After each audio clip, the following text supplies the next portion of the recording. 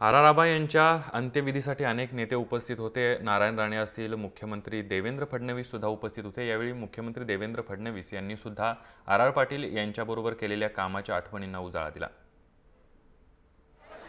अधिवेशनाचे man of the मॅचच RR. ठरले.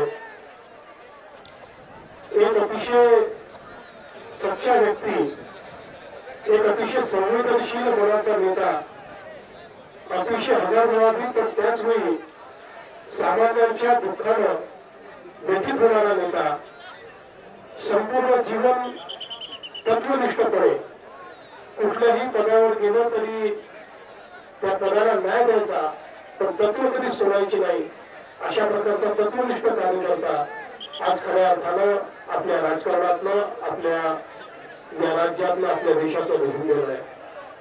आबांसोबत विधानसभेमध्ये काम करत असताना खूप गोष्टी आम्हाला देखील शिकायला मिळाल्या.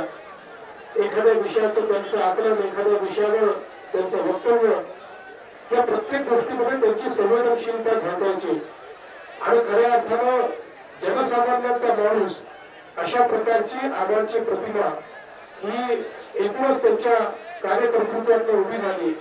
आपल्या जीवनामध्ये त्यांनी आवाज जर मोठा केला असेल तर तो सामान्य माणसाकरताच केला, गरिबांकरताच केला, शोषितांकरताच केला आणि त्यामुळे खऱ्या अर्थानं शोषितांचा, गरिबांचा एक नेता, वंचितांचा एक नेता हा आपल्यातनं निघून गेलेला आहे. आज आपल्यापैकी अनेक लोकांच्या नजरेसमोर अनेक प्रसंग या ठिकाणी जात असतील, माझ्याही नजरेसमोर जात आहेत. आबांचा माझाही अतिशय जवळचा संबंध होता आणि अनेक वेळा राजकारणाच्या पलीकडे जाऊन विषयांकरता ते मला बोलवून घ्यायचे, माझ्याशी चर्चा करायचे आणि अनेक विषयांवर आम्ही एकत्रितपणे त्यावेळी आपलं मत देखील बनवायचो. लोकशाहीमध्ये काही लोक लोकशाहीला समृद्ध करत असतात, अशा प्रकारे लोकशाहीला समृद्ध करणारा हा आमचा नेता आमच्यातनं निघून गेला. खरं म्हणजे अशा प्रकारच्या नेत्याची क्षती कधीच त्याची पूर्तता होऊ शकत नाही. महाराष्ट्राच्या राजकारणामध्ये आबा हे नेहमीच सर्वांच्या आठवणीत राहतील. नव्हे तर एक प्रकारचं दिशादर्शक अशा प्रकारचं व्यक्तिमत्व आबांचं आहे आणि ते निश्चित सर्वांना प्रेरणा देत राहील. मी आज माझ्या वतीनं आणि महाराष्ट्राच्या संपूर्ण जनतेच्या वतीनं आबांना विनम्र श्रद्धांजली अर्पण करतो आणि ईश्वराला प्रार्थना करतो की त्यांच्या कुटुंबियावर आणि या सर्व या ठिकाणी उपस्थित असलेल्या जनसागरावर जो दुःखाचं संकट कोसळलं आहे ते सहन करण्याची शक्ती ईश्वराने सर्वांना द्यावी.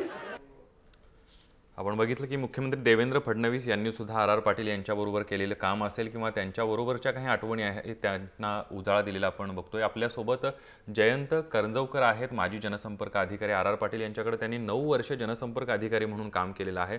जयंत सर, आपण बघतो की आर.आर. पाटील ज्यावेळी गृहमंत्री झाले आणि त्यावेळी मोठ्या प्रमाणावर पोलीस खात्याला शिस्त लावण्याचा त्यांनी प्रयत्न केला आणि त्याचबरोबर पोलिसांना साप्ताहिक म्हणजे आठवड्याची जी सुट्टी आहे ती सुद्धा पोलिसांना मिळत नव्हती. एवढं काम होतं, एवढा तणाव होता त्यांना आणि ती सुट्टी त्यांनी केली. कुठंतरी पोलीस दलामध्ये सुद्धा त्यांच्याविषयी यामुळे एक प्रचंड आपुलकी आणि आदराची भावना आहे. त्याला कारण असं आहे, पोलिसांची आपण फक्त वर्दी बघतो, पोलिसांचा आतला माणूस आपण कधीच बघत नाही आणि आव्हानी नेमका तो आतला माणूस बघितला पोलिसांचा, अगदी की जो सर्वसामान्य माणूस आहे, त्याचे देखील काहीतरी प्रश्न आहेत, फॅमिली प्रश्न आहेत, सामाजिक प्रश्न आहेत. हे सगळे प्रश्न ते त्याला जोडण्यासाठी आपण त्यांच्याकडे त्या दृष्टीने बघितलं पाहिजे. पहिलं वेतन घेतलं हा भाग नेहमीच असतो, परंतु पोलिसांचा आरोग्याचा प्रश्न फार महत्त्वाचा होतो. अगदी त्या आरोग्याचा प्रश्न म्हणजे त्यांना चटकन ट्रीटमेंट मिळाली पाहिजे. त्यांना वेळ न घालवता ज्या डॉक्टरकडे झालं त्या डॉक्टरनी त्यांना योग्य ती हे द्यावी, म्हणजे वैद्यकीय हे द्यावं, उपचार करावे. त्यासाठी त्यांच्या खिशाला काही चाट न पडता आपण एक स्मार्ट कार्डचं योजना तयार केली पोलिसांसाठी.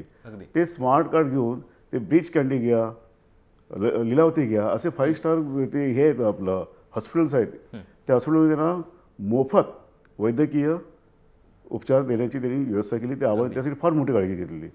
आणि तुम्ही दुसरा जे प्रश्न म्हणतात की त्यांचं ते मुलांचं शिक्षणाचं, त्यांच्या मुलांच्या लक्ष, पोलीस 24 तास ड्युटी करत असल्यामुळे त्यांचं मुलांकडे मुळीच लक्ष जात नाही. त्यांना चांगलं शिक्षण मिळावं यासाठी त्यांनी काय केलं की ठाण्याला एक असं एक स्कूल तयार केलं की पोलिसांच्या मुलांसाठीच आहे ते, आणि त्यांना आंतरराष्ट्रीय दर्जाचं म्हणजे इंटरनॅशनल लेवलचं शिक्षण मिळेल आणि पोलिसांची मुलं चांगल्या मार्गाने पुढे येतील या प्रकारचं हे केलं आहे. म्हणजे असं ते पोलिसांच्या कुटुंबाचे पण देखील ते एक का झाले, पोलिसांना ते प्रश्न भेडसावत होते त्याच्यावर त्यांनी जास्त लक्ष ठेवलं आणि त्यामुळे ते पोलिसांचे जवळचे झाले ते. अगदी आपण बघतोय की काही वर्षांपूर्वीचा जर आपण विचार केला तर अशी एक प्रथा होती की ज्याचा वशिला नाही त्याला पोलीस भरती होता येणारच नाही, अशी एक पद्धत होती. मात्र पोलीस भरतीमधला प्रचंड मोठा जो काही वर्षांपूर्वीचा भ्रष्टाचार होता तो आर पाटील आल्यानंतर तो पूर्णपणे बंद झाला. एक पारदर्शकता आली पोलीस भरतीमध्ये आणि त्यामुळं सर्वसामान्य कुटुंबातली मुलं सुद्धा कॉन्स्टेबल म्हणून नोकरीला भरती. त्याला कारण असं आहे की जे परीक्षा घेतात जे अधिकारी आहेत त्यांच्याशी त्यांनी पहिले संवाद साधला, आपण आपल्याला हे काय करायचं आहे आणि काय केलं पाहिजे, म्हणजे यामुळे आपल्याला जे येणारे उमेदवार आहेत त्यांना आपण न्याय देऊ शकू.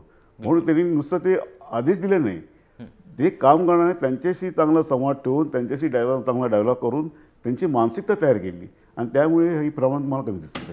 अगदी आपण बघतो की त्यानंतर सर्वात महत्त्वाचा मुद्दा म्हणजे एकंदरीत त्यांची जी भाषण शैली होती किंवा कुणालाही असा प्रत्यक्षपणे हे न करता म्हणजे थेट आरोप आपण ज्याला म्हणतो आणि ज्याच्या मनाला लागणार नाही अशा प्रकारे मिश्किल अशा प्रकारे त्यांची भाषणाची शैली होती आणि ती लोकप्रिय होती. मग एकंदरीत राजकीय नेते असतील किंवा सर्वसामान्य खेड्यातला त्यांचा कार्यकर्ता असेल सगळ्यांच्या आवडीचा विषय होता आर पाटील यांचं भाषण. म्हणजे हो, ते मिस्किल म्हणजे आता काय माहिती आहे का, समोर त्याला चिमटा काढायचे पण त्याला ते चिमटा देखील तो हसत घ्यायचा. बिलकुल असं कसं काय माहिती आहे का, आता फॉर एक्झाम्पल त्यांचे लक्षवेधी जे आहेत ना सभागृहात लागायचं, ते लागण्यासाठी जो त्यांचा प्रत्येक वेळ आर पाटलांचे सभागृहात लक्षवेधी लागायचे ते इतर जे हे होते सदस्य होते की आर पाटलांचे लक्षवेधी लागतात आमच्या लागत नाही. मग त्यांनी काय सांगितलं माहिती आहे का, चिमटा काढला त्यांनी की आपण जनतेचे नोकर आहोत, जनतेने आपलं निवडून दिलेलं आहे, त्यासाठी त्यांच्या प्रश्नाला आपण न्याय दिला पाहिजे. हे कसं न्याय देता येईल तर लक्षवेधी देण्यासाठी मी कुठच्या माणसाला पाठवत नाही आहे, हे जा आणि विधान भवनात देऊन ये. तर मी ते बोलले मी स्वतः 7 वाजता जातो, तिथे लाईनीत उभा राहतो आणि लक्षवेधी आहे ती सादर करतो मी. त्यासाठी मी का जातो स्वतः, तर मला न्याय द्यायचा लोकांना. म्हणजे असे चिमटे पण काढले. मी त्या ह्यांना सांगायचे काय, इतर जे सदस्यांना काय सांगायचं की मला काळजी आहे म्हणून मी जातो, तुम्ही तशी काळजी घ्या, मग तुम्ही पण जाऊ शकता. हा चिमटा जरी काढला असेल पण तो फार हा आहे भेदक असं म्हणावं लागेल चिमटा, की त्यांनी दखल प्रत्येकाने घ्यावी. पण तसं काही नंतर काय घडलं असं काय वाटत नाही.